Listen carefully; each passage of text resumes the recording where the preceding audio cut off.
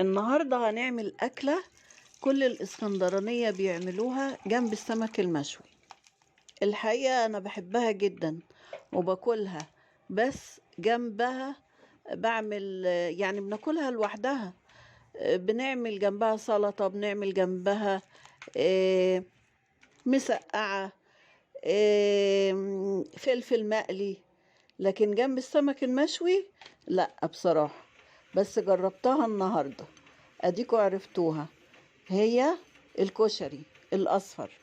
الكشري الأصفر بيبقى نص كمية الرز، يعني لو 4 كوبايات رز بنعمل كوبايتين عدس أصفر. لو كوبايتين رز هنعمل كوباية عدس أصفر. فأنا عملت هنغسلها اهو، خلطتهم ببعض، حطيت مية، حطيت زيت في الحلة، وبعدين عليها القعد بتاع الكشري اللي هو المية، وحطيت معلقة صغيرة ملح ونص معلقة كمون، ده ضروري جدا. وأول ما غلت أنا طبعا غسلت العدس والرز مع بعض، حطيتهم ووطيت عليهم خالص خالص. 10 دقايق كان استوى. هنا طبعا ولا حباية رز لزقت في الحلة، لأن أنا ببقى موطية شمع، فعمر الرز ما هيلزق في الحلة أبدا طالما انتي موطية النار.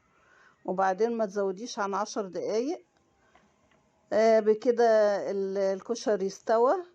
بس برضو عملت رز أبيض علشان مش كله يعني بيحب الكشري الأصفر جنب السمك، مش متعودين عليه. وعملت هنا سلطة. الرز اهو برضو استوى مع الكشري. وادي السمك المشوي اهو بولتي، علشان بيبقى خفيف جدا على المعدة، ما بيعطش. وعملت عصير برتقان بالجزر. وخلاص المغرب على اذان، والسلام عليكم.